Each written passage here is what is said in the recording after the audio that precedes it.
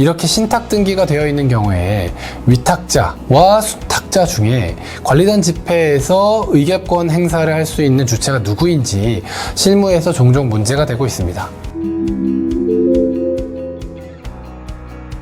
안녕하세요, 이현조 변호사입니다. 오늘은 전유 부분에 관하여 신탁 약정이 체결돼서 신탁 등기가 되어 있는 경우에 의결권 행사 주체가 누구인지, 그리고 그러한 신탁된 호실의 의결권 산정 방법에 대해서 살펴보도록 하겠습니다. 우리나라에서 진행되는 대부분의 대규모 부동산 개발 사업의 경우에는 담보신탁이든 토지신탁이든 신탁 약정이 체결되어 진행되는 경우가 대부분입니다.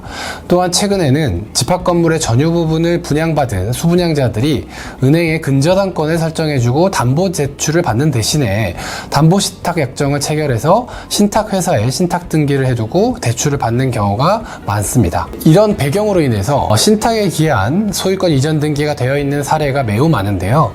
이렇게 신탁 등기가 되어 있는 경우에 위탁자와 수탁자 중에 관리단 집회에서 의결권 행사를 할 수 있는 주체가 누구인지 실무에서 종종 문제가 되고 있습니다. 오늘은 이 부분에 대해서 법적으로 검토를 해보려고 하는데요. 먼저 관리단 집회에서 의결권을 행사할 수 있는 사람이 누구인지에 대해서 대법원이 판시한 판례 법리를 먼저 살펴보겠습니다. 관리인의 선임을 위한 관리단 집회의 의결권은 구분소유자가 행사해야 하는데, 여기서 구분소유자라 함은 일반적으로 구분소유권을 취득한 사람, 등기부상 구분소유자로 등기되어 있는 사람을 말한다.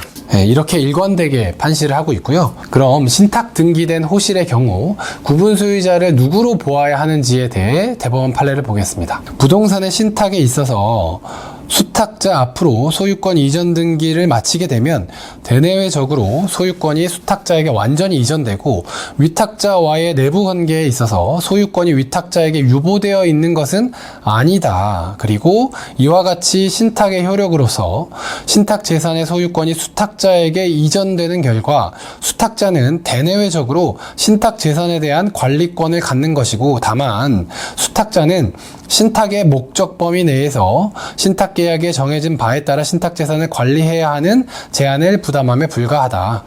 이렇게 보고 있습니다. 이처럼 신탁 약정에 기해 수탁자 앞으로 소유권 이전 등기를 마치게 되면 대내외적으로 소유권이 수탁자에게 완전히 이전됩니다. 그렇게 돼서 소유권자는 수탁자의 신탁회사가 됨이 명백합니다. 이런 대법원 판례들의 논리적인 귀결에 따라 신탁 등기된 전유 부분의 경우에는 수탁자, 즉 신탁회사가 구분소유자로서 의결권 행사 권한을 1차적으로 보유하게 됩니다. 그런데 우리 대법원은 신탁 약정의 해석과 재반 상황에 비추어서 수탁자, 즉 신탁회사가 위탁자에게 의결권 행사를 묵시적으로 위임했다고 볼 수 있다, 이렇게 판시하는 경우가 많습니다.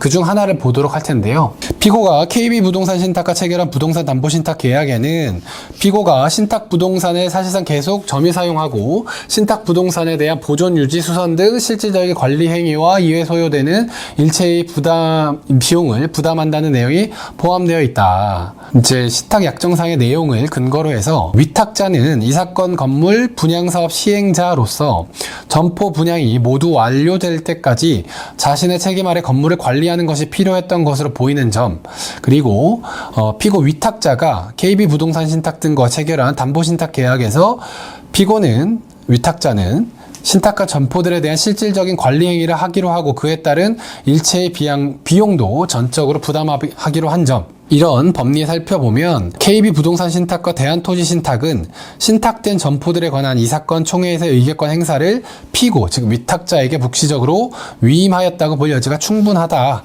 이렇게 판시를 하였습니다. 우리 법원이 위와 같이 묵시적 위임을 인정했던 핵심적인 논거는 신탁 약정에 아래와 같은 내용을 포함하고 있다는 것입니다. 위탁자가 신탁부동산을 사실상 계속 점유 사용하고 신탁부동산에 대한 보존, 유지, 수선 등 실질적인 관리 행위와 이에 소요되는 일체의 비용을 부담한다.